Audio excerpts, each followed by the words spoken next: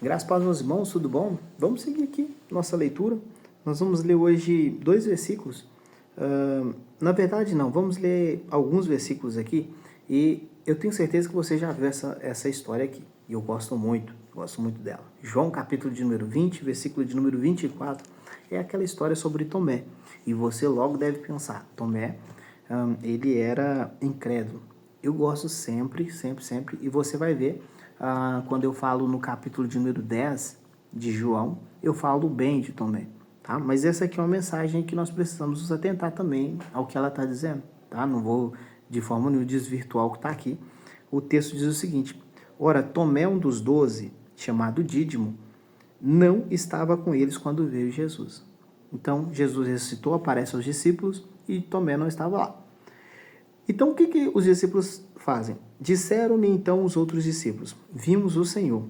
Mas ele respondeu: se eu não vir nas suas mãos o sinal dos cravos, e ali não puser o dedo e não puser a mão no seu lado, de modo nenhum acreditarei. Então, essa é a mensagem que nós conhecemos. Por isso que Tomé é conhecido como incrédulo. Por isso que você não vê nenhuma criança aí chamada Tomé, tá? E, obviamente, nós não podemos aqui aplaudir essa atitude de Tomé. Nós precisamos reconhecer que ele, na sua vida e nessa caminhada, nesse momento, ele não acreditou. Ele falou: olha, eu só acredito se eu ver, tá? E veja, versículo 26 vai dizer: passando 8 dias, ou seja, agora passa-se mais de uma semana, 8 dias depois, estavam outra vez. Então, agora acabou a Páscoa, tá?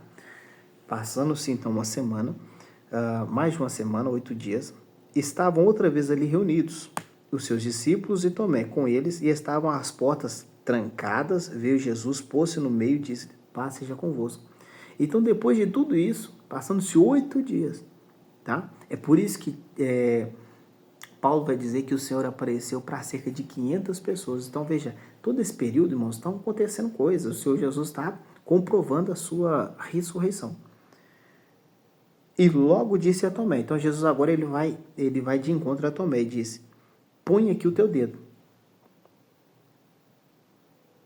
e vês as minhas mãos. Chega também a mão e põe no meu lado. Não seja incrédulo, mas crente. Veja que interessante. Jesus estava na semana anterior? Não. Mas como que ele sabe que Tomé, ele disse que queria ver o cravo, ou ver a marca, né? Ou ver aqui o furo? E como que ele sabe que Tomé falou que queria ver o lado? Isso mostra a onisciência, a onipotência, a onipresença de Jesus.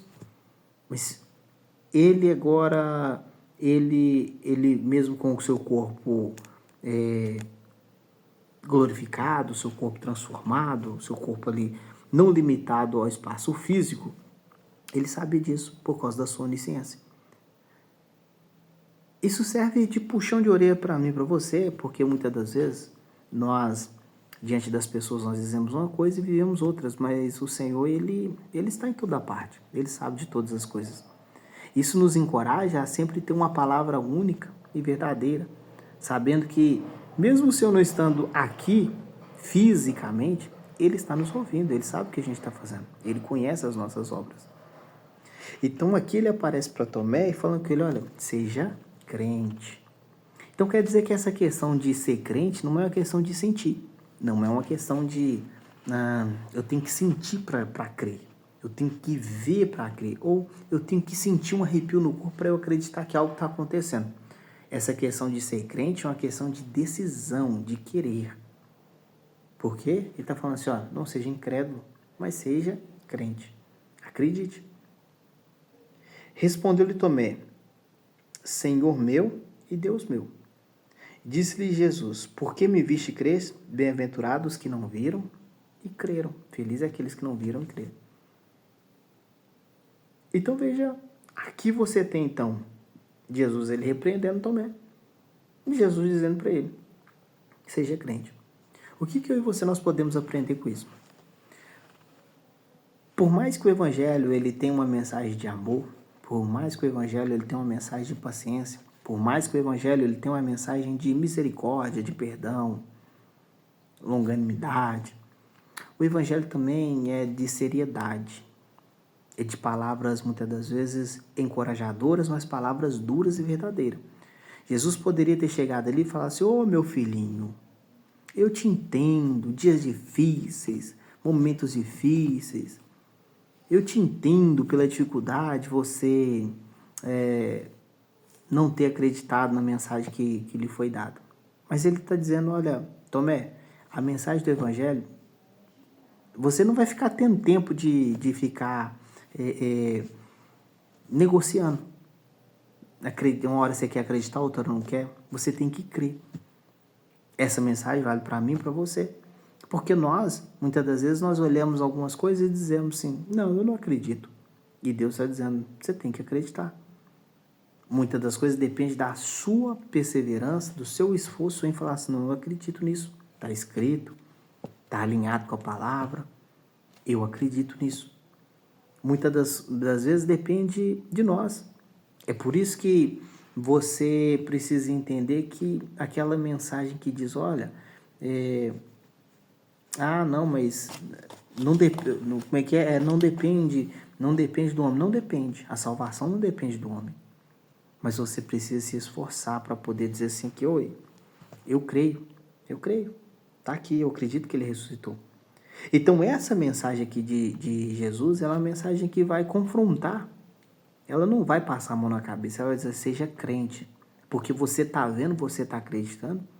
Bem-aventurado, ou feliz, ou feliz, ou muito feliz. Abençoado é aquele que não viu, mas creu. Você viu? Não, você não viu. Mas você creu. Então, abençoado é você. Versículo 30 diz: na verdade, fez Jesus diante dos discípulos muitos outros sinais que não estão escritos. Estes, porém, foram registrados para que creiais que Jesus é o Cristo, o Filho de Deus, e para que, crendo, tenhais vida em seu nome. Então, João está deixando aqui o objetivo desse evangelho.